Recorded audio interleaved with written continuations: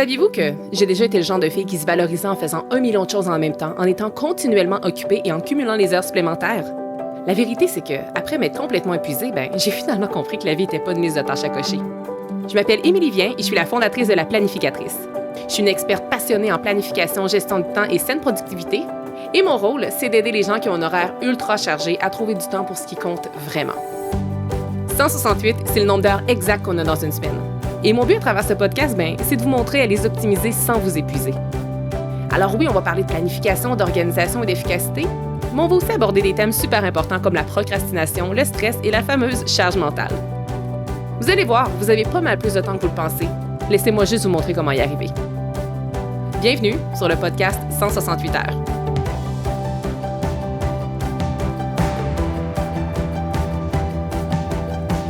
Avec la fin d'année qui approche et la nouvelle année qui pointera bientôt le bout de son nez, je vois bien que tout le monde est présentement très motivé à planifier les 12 prochains mois à venir. Cependant, bien que la planification soit un outil d'exception, et vous savez à quel point je prône la planification pour justement parvenir à réaliser nos rêves, nos objectifs et ultimement notre vie, pourquoi, à votre avis, est-ce qu'il y a autant de personnes qui ont l'impression de vivre la même année encore et encore? Pourquoi autant de monde ont l'impression de stagner? Il y en a plusieurs qui vont dire, après justement un 12 mois où ils vont avoir l'impression de ne pas avoir atteint leur objectif, d'avoir encore un peu vécu la même année que la précédente, il y en a plusieurs qui vont dire que malheureusement, ils ont manqué de temps pendant l'année. Mais la vérité, c'est que vous ne manquez pas de temps. C'est plutôt que vous planifiez depuis le mauvais endroit. Si vous aspirez vraiment que la prochaine année soit différente, si vous avez cette intention profonde de transformer positivement votre vie, sans devoir complètement changer votre vie, soit dit en passant, et si vous voulez cesser de planifier à partir de la fatigue, du manque de temps et des nombreuses contraintes qui arrivent dans votre quotidien, je pense que cet épisode-ci va complètement changer votre façon de voir le temps et de planifier votre année. Je travaille présentement sur quelque chose d'incroyable en ce moment et c'est un événement gratuit qui va avoir lieu au début janvier et qui s'appelle Portail. Et plus je plonge dans ce sujet-là, plus je réalise à quel point notre identité et notre futur façonnent notre année et la gestion de notre temps. Et c'est exactement ce dont j'ai envie de vous parler aujourd'hui. Ce qui fait que dans cet épisode-ci, je vous propose une conversation sur la vision, le temps et pourquoi le présent est souvent un mauvais point de départ. Aujourd'hui, on va aborder 5 points précis que je vous déballe à l'instant et ensuite je vais pouvoir plonger en profondeur dans chacun d'eux.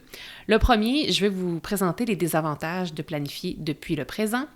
Je veux également vous présenter les avantages de planifier depuis votre futur. Je vais vous expliquer comment on fait pour planifier à partir du futur. Je veux également vous exposer ce que ça va changer concrètement dans votre quotidien si vous planifiez justement votre année à partir du futur plutôt que du présent. Et on va finir avec un mini-exercice, question d'intégrer le tout à la fin. Alors, les désavantages de planifier depuis le présent, c'est quoi?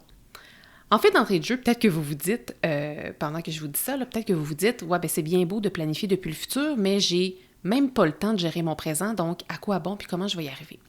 Et c'est justement précisément pour cette raison-là que le futur doit devenir votre nouveau point de départ pour planifier. Parce que tant et aussi longtemps que vous allez planifier uniquement à partir de votre présent, c'est vos urgences, vos contraintes et votre fatigue actuelle qui vont continuer de dicter la trajectoire de votre vie.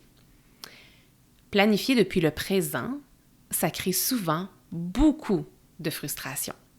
On s'en rend pas compte, mais des fois, justement, c'est ça qui fait qu'on finit la semaine avec une insatisfaction, une frustration, qu'on ressent dans notre quotidien une pression, un sentiment d'essoufflement, puis qu'à la longue, on se sent épuisé, puis parfois même très déçu de notre avancement. Puis pourquoi on ressent tout ça en planifiant depuis le présent?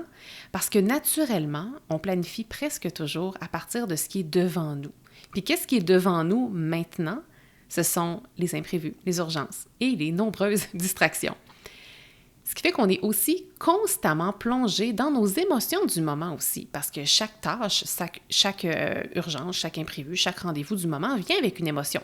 Parfois, ça va venir avec le stress, avec la fameuse peur de manquer de temps, ou bien avec la sensation de continuellement être en retard. Tu sais, le fameux mode survie, ou quand on a l'impression de toujours être en constante réaction plutôt qu'être en proaction, c'est parce qu'on planifie à partir du présent. Puis on va être honnête, là, je pense que notre société entretient beaucoup ça, soit cette impression qu'on manque toujours de temps. Donc, si on a déjà l'impression de manquer de temps maintenant, on se permet souvent même pas de penser au futur parce qu'on a déjà beaucoup de difficultés à ne serait-ce que cocher toutes les tâches qu'on a à faire maintenant. Et le présent, et parfois même le passé, j'oserais même dire, souvent ça semble déjà très lourd, on se sent déjà en retard. Fait que c'est pour ça qu'on va se dire, j'ai pas le temps de passer au futur, je vais me concentrer sur mon présent seulement. Mais le problème, c'est que planifier et vivre uniquement à partir de votre présent, ça vous limite. Et attention, là, je ne suis pas en train de dire que vivre dans le moment présent, c'est une mauvaise chose. Bien au contraire, là. Savourer le moment présent, c'est une pratique que je valorise profondément et que j'essaie personnellement d'incarner au quotidien. Mais si vous planifiez votre semaine ou votre année uniquement en fonction de ce que vous avez à faire maintenant, vous allez remplir votre horaire de tâches qui font très peu de sens pour vous. Ça va être des tâches sans saveur. C'est des choses que vous allez faire parce que vous avez supposément pas le choix. Vous allez donc prioriser l'urgent encore et encore, au détriment de ce qui est réellement important pour vous. C'est justement ce qui est important pour vous qui devrait être mis en priorité dans votre horaire. Parce que ce qui est important pour nous, c'est souvent lié à notre futur. C'est lié à où est-ce qu'on veut s'en aller ultimement. C'est lié à nos rêves, à nos ambitions. Et plus vous allez faire de la place à vos imprévus, puis c'est possiblement peut-être même qu'est-ce qui se passe présentement, vous allez avoir de moins en moins, c'est-à-dire de place pour vous-même. Et le résultat est pratiquement toujours le même pour tout le monde. C'est qu'en continuant ici, la prochaine année va devenir un copier-coller de l'année précédente. Puis j'ai eu une super belle réalisation d'ailleurs qui s'est passée cette année, puis j'ai envie de vous la raconter un peu. En fait, l'année qui est en train de se compléter, l'année dans laquelle on se trouve dans le moment présent pour encore quelques jours, ça a été, de mon côté, toute une année. Honnêtement, elle va même être grandiose cette année-là jusqu'à la fin parce que cette semaine même, je réalise un autre immense rêve qui est à la fois personnel et professionnel. Et je suis pas encore prête à tout vous dévoiler parce que c'est pas encore officiel, là, ça va l'être dans les prochains jours et je vais certainement vous en parler dans les prochaines semaines. Mais sincèrement, là, l'année qui s'achève a été la plus remplie de mes années depuis mes débuts dans la planificatrice. Mais non seulement ça a été mon année la plus remplie depuis les 5-6 dernières années, ça a aussi été mon année pivot. Ça a vraiment été mon année la plus grandiose. Pourquoi? En fait, c'est parce qu'en plus de faire rouler mon entreprise habituellement avec tous les projets, les nombreux projets que j'opère dans une année, j'ai aussi ajouté de nombreux autres projets ambitieux à mon calendrier. Pour vrai, là, de l'extérieur, j'avais sincèrement une très belle recette pour m'épuiser. Ce qui aurait été très ironique étant donné que cette année, j'ai également lancé mon livre qui s'appelle « Avancer sans s'épuiser ». Et si cette année a été aussi chargée, c'est-à-dire, et que je suis toujours, en ce moment, en un seul morceau, que je suis énergisée et absolument fière de tout ce qui a été accompli, c'est parce que j'ai su planifier mon année en fonction de mon futur.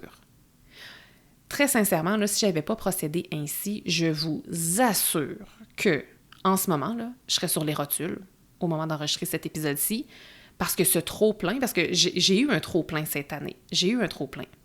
Mais si j'avais planifié depuis mon présent, ce trop-plein-là, là, il n'aurait juste pas fait de sens.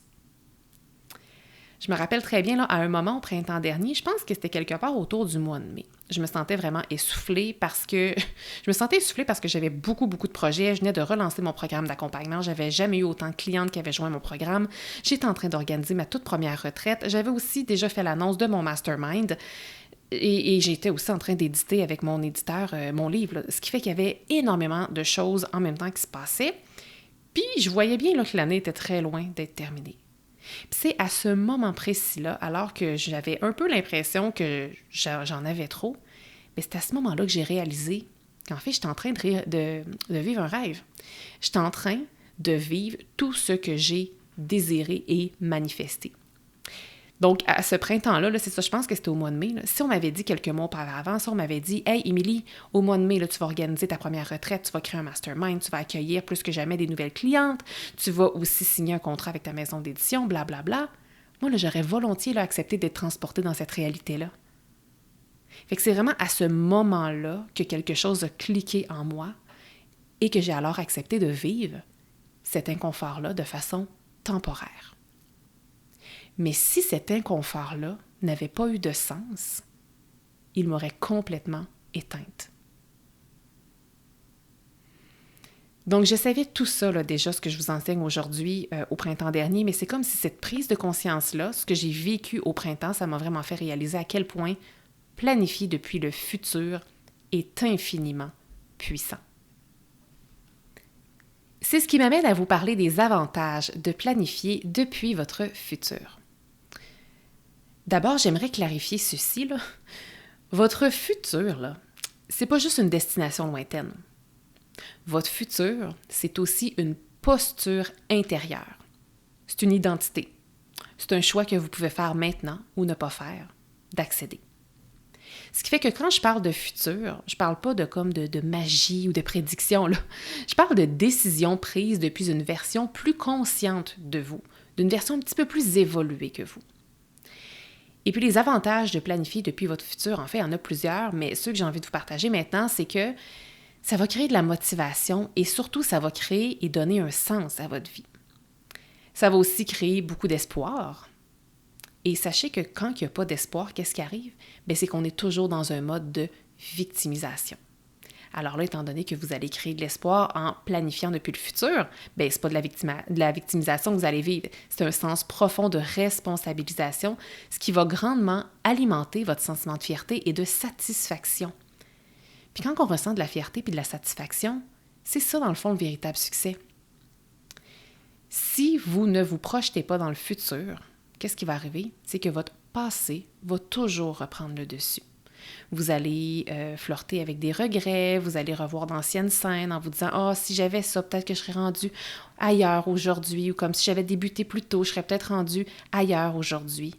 Mais on n'a pas ce genre de pensée-là lorsqu'on planifie à partir du futur parce qu'on le sait que le futur va arriver parce que c'est comme si le futur est déjà présent dans notre moment, dans notre maintenant. Et j'imagine que vous vous demandez, tout ça, peut-être que vous dites, là, tout ça fait du sens, mais comment on fait concrètement pour planifier à partir du futur?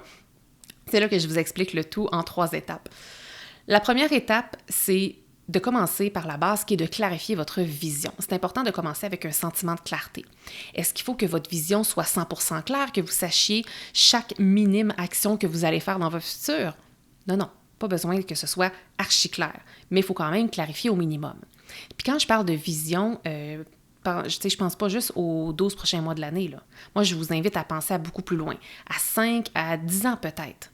Et puis, qu'est-ce que je vous demande ensuite de ça? C'est de fragmenter votre grande vision en grosses étapes ou en milestones et ou en années même. Parce que souvent, quand on va penser à notre vision, quand on a des rêves, des choses qui nous viennent en tête, souvent, on va vouloir tout faire maintenant et souvent même dans le premier trimestre de l'année, mais de par l'aspect qui est complètement irréel et illogique, on va tout laisser tomber à partir comme du mois de février. Donc, c'est pour ça que je vous invite à clarifier votre grande vision, oser aller dans le futur, puis oser même aller très loin, parce que parfois, quand on pense dans un avenir qui est trop rapproché, il y a de l'anxiété qui va embarquer, parce que là, on va être un peu figé dans le comment. On va se dire, mais comment je vais arriver pour faire ça? Essayez de penser à un futur un peu plus lointain, puis vous allez voir que ça va un petit peu enlever le stress du comment, parce que ça va tellement être loin que vous allez vous dire, j'ai pas besoin de savoir comment maintenant je vais me rendre là, je vais me rendre là quand je serai rendu là. Alors voilà, mais c'est super important quand même de fragmenter pour vous ramener à un avenir qui est un petit peu plus rapproché. La deuxième étape, c'est qu'une fois que vous allez avoir fragmenté votre vision, il est temps à ce moment-là de placer les pions de cette vision-là dans votre présent, soit dans votre année à venir. Et l'idée, ce qui est super important, c'est pas juste de placer ça dans votre année et après ça de l'oublier parce que je peux vous garantir que dans 12 mois, vous allez être au même point et que votre vision n'aura pas avancé. En fait, pas que votre vision n'aura pas avancé, mais que c'est vous que vous n'allez pas vous être rapproché de votre vision. Mais ce qui est important, c'est que, oui, le mettre dans l'année, mais ultimement de garder cette vision-là active tout au long de l'année et pas juste en janvier. Ce que j'ai envie de vous dire ici, c'est que vous pouvez utiliser plein de façons, en fait, pour garder votre vision active. Ça peut être un post-it, ça peut être un vision board, mais votre vision board, il ne faut pas que ça devienne, que vous deveniez aveugle à votre vision board. Parce que souvent, le tableau de visualisation, pour les personnes qui le font, vous allez le faire. C'est super motivant. On le regarde à tous les jours pendant 1 semaine, 2 semaines, 3 semaines, puis après ça, c'est comme si ça fait partie de notre décor puis on le voit plus. Faut pas que ça arrive. Même chose, j'ai comme dit le post-it, faut pas que le post-it devienne quelque chose que vous ne voyez pas. Moi, j'ai créé un outil qui me permet de garder mes objectifs à la vue à tous les mois et de ne pas les oublier et de même de suivre leur avancement. Et cet outil-là se trouve dans l'agenda de la planificatrice. Alors, si jamais vous avez déjà l'agenda de la planificatrice, que ce soit la version datée ou non datée, j'ai prévu dans ces 2 agendas-là des bilans mensuels. Donc, les bilans mensuels sont directement reliés aux activités d'introspection qui sont au début de l'agenda. Et notamment, on parle de vision, on parle d'objectifs et de priorités annuelles. Et puis, à chaque mois, je vous ramène à ces exercices-là. Et je vous demande justement de noter un peu c'est quoi votre sentiment d'avancement par rapport à ces projets-là, par rapport à votre vision. Si jamais ça n'a pas avancé, qu'est-ce qui fait que ça n'a pas avancé? Ce qui fait qu'on n'a pas le choix, au moins 12 fois dans l'année, de se remettre le nez dans ces ambitions-là, dans cette vision-là. Ce qui fait qu'on ne peut pas, quand on a l'agenda de la planificatrice, c'est impossible d'oublier notre vision et c'est impossible d'oublier nos objectifs parce que vous allez y faire face à tous les mois avec les bilans mensuels qui y sont intégrés. Alors, vous pouvez utiliser plein d'outils pour vous assurer de garder votre vision active tout au long de l'année, mais si jamais vous avez essayé des outils qui ne fonctionnaient pas par le passé et que vous n'êtes peut-être pas familière avec mon agenda, je vous invite à aller le découvrir. J'ai mis le lien, bien entendu, dans la description de l'épisode, mais sinon, vous pouvez vous rendre sur mon site web sur laplanificatrice.com/agenda. La 3e étape pour planifier à partir du futur, c'est d'agir quotidiennement avec l'identité de votre future self. La future self, c'est la version future de vous-même et je veux que vous compreniez que ce n'est pas un concept lointain, ça, la future self. Dans le fond, vous avez accès à cette version future de vous-même maintenant. Puis ouais, qu'est-ce que je veux dire concrètement par rapport à ça quand je dis que vous y avez déjà accès, c'est que vous n'êtes pas obligé de prendre vos décisions avec la version présente de vous-même. Parce que souvent, la version présente de vous-même qui prend ses décisions, elle le fait depuis le passé. Vous pouvez, à partir de maintenant, choisir de prendre vos décisions depuis la version future de vous. Et je vous assure que vos décisions vont être complètement différentes. Ce qui fait que si vous prenez vos décisions depuis la version future de vous-même, je vous assure que vous allez être une personne complètement différente, pas juste dans 12 mois, mais dans 4 semaines. Et je vous assure que si vous planifiez votre année en incarnant l'identité de votre future self, vous allez avoir une année phénoménale. Ça ne peut pas être moins grand que phénoménal. Qu'est-ce qui va se passer en fait? Donc, je vous rappelle rapidement là, comment planifier à partir de votre futur les 3 petites étapes simples. La première, c'est de clarifier sa vision. La seconde, c'est de fragmenter votre vision afin de l'incarner dans votre présent. Et la 3e étape, c'est d'agir quotidiennement avec l'identité de votre future self. Maintenant, j'ai envie de vous amener à... En fait, je veux vous expliquer concrètement, si vous planifiez votre année depuis le futur plutôt que depuis le présent, concrètement, là, ça va changer quoi dans votre vie, ça? Ça va changer quoi dans votre quotidien? En fait, c'est très simple et c'est infiniment puissant ce que ça va changer. Premièrement, c'est que votre quotidien va avoir un sens. Vous allez finir vos journées, vous allez finir vos semaines avec un sentiment d'avancement, un sentiment de satisfaction. Vous allez vous sentir fier, vous allez vous sentir motivé, productive, vous allez être positive. Puis c'est comme si ça va créer un genre de momentum qui va vous donner un peu comme la permission de rêver encore et encore. Puis ultimement, là, ça va aussi littéralement vous donner envie de sortir du lit le matin. Ça va vous donner envie de vous lever parce que vous allez enfin avoir l'impression que vous vivez votre vie pour vous et pas pour les autres. Parce que souvent, on va se lever pour quoi? On va se lever pour aller travailler, pour notre job, pour nos clients. On va le faire pour nos enfants, peut-être parce qu'il faut sortir le chien dehors, peut-être parce qu'il faut aller préparer le déjeuner pour de la famille, peut-être parce que notre conjointe se lève, fait qu'on veut l'accompagner. Mais ce qui est fondamentalement triste, c'est qu'il y a très, très peu de personnes qui se lèvent le matin pour eux. Puis je veux pas dire que c'est mal de se lever pour nos enfants et tout, là, c'est merveilleux parce que si on a une famille, qu'en quelque part on l'a souhaité, en quelque part c'était le rêve d'une version future de nous, c'est juste que là on est rendu cette version future-là. Et c'est super de se lever pour les autres, mais je pense qu'il n'y a rien de plus puissant et de satisfaisant lorsqu'on se lève pour soi. Lorsqu'on se lève parce qu'on le sait que dans notre journée, on va avoir des activités qui vont nous motiver, qui vont nous donner du sens. Puis là, je suis pas en train de dire que moi, ma vie, là, elle est parfaite, puis que chaque tâche que j'accomplis dans ma journée, que chacun de mes rendez-vous dans l'année sont 100% d'une motivation extrême, là. Moi aussi, j'en fais des tâches plates des fois. Puis moi aussi, il y a des affaires que j'ai pas envie de faire, mais je dois les faire. Cependant, je m'assure, par exemple, que à tous les jours, puis si pour une raison ou pour une autre, je suis pas capable de l'avoir à tous les jours, je m'assure de l'avoir à quelques moments dans la semaine. Je m'assure d'avoir des actions qui sont liées à mon futur parce que moi, je veux terminer mes semaines avec un sentiment d'avancement et de satisfaction. Je veux pas avoir l'impression de me dire « Est-ce que c'est juste ça la vie? » Parce que ça, là, je l'ai vécu pendant des années.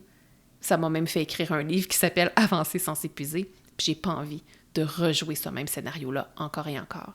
J'ai pas envie que mon année soit une reproduction de la précédente. Moi, je veux que chaque année ait sa couleur, que chaque année soit différente de la précédente et que chaque année soit juste encore de plus en plus grande. Et quand je dis de plus en plus grande, ça n'a pas besoin d'être rempli de projets extraordinairement gros, mais je veux juste qu'elle soit de plus en plus grande dans la mesure où je suis consciente que j'évolue et que je deviens de plus en plus grande.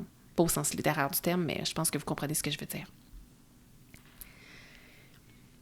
Avec tout ce que je vous ai dit, je trouvais ça intéressant de conclure avec un petit mini-exercice qui va être très, très rapide, mais très intéressant. Puis ce petit exercice-là va confirmer en fait que le futur, c'est le bon point de départ pour planifier votre année et ultimement votre vie. C'est donc une petite réflexion que j'ai pour vous et je vous invite à pas restez pas trop dans votre mental, OK? Je vous prépare là, dans le sens où je vais vous poser 2 petites questions puis laissez parler votre intuition ici. Parce que votre future self est très, très lié à votre intuition. Et restez pas dans votre mental, allez pas vous demander comment, tu sais. Faites juste écouter la voix de votre intuition puis la première idée qui va vous venir en tête, même si vous avez l'impression que ça n'a pas rapport, même si vous avez l'impression que c'est complètement irréel ou bien impossible, c'est à cette réponse-là que j'aimerais que vous vous rattachiez. Alors, si vous vous mettiez dans la peau de votre future self, qu'oseriez-vous mettre à votre planification pour la nouvelle année? Et c'est quelle petite action que vous poseriez demain là, ou la semaine prochaine pour tranquillement vous en rapprocher?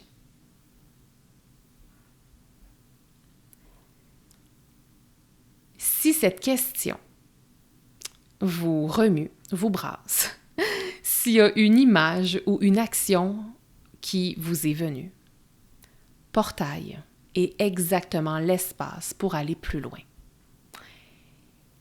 Et Portail, c'est quoi? En fait, c'est là que je vais vous guider à activer cette version de vous, à la rencontrer et à transformer en décision concrète votre nouvelle année. Portail, c'est une grande nouveauté.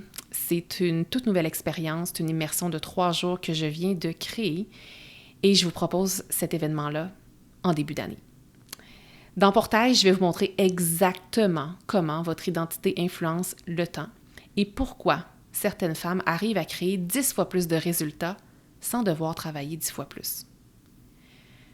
À travers cette expérience immersive, je vais vous aider à incarner votre futur dans le moment présent. Ce qui fait que si l'épisode du jour a résonné avec vous, là, vraiment, assurez-vous d'appuyer sur pause, de cliquer dans le lien dans le résumé d'épisode et de réserver votre place dès maintenant. Et comment ça va fonctionner concrètement, Portail? En fait, on va faire tout ça en seulement 3 jours. Ça va être 3 jours infiniment puissants, infiniment transformateurs. Et la beauté, c'est que c'est un événement que j'ai choisi de donner gratuitement. Et ça va être les 6, 7 et 8 janvier. Et je vous le dis, là, Portail, c'est pas un petit événement. Je pense que je devais vivre les 5 années complètes de la planificatrice avant d'arriver à donner naissance à une immersion aussi puissante que Portail. Vous allez voir une nouvelle couleur de la planificatrice à travers cet événement-là. Pour les personnes qui ont l'habitude de joindre mes événements en ligne, ça va être quelque chose, en fait, qui pourrait changer votre relation au temps et à votre année.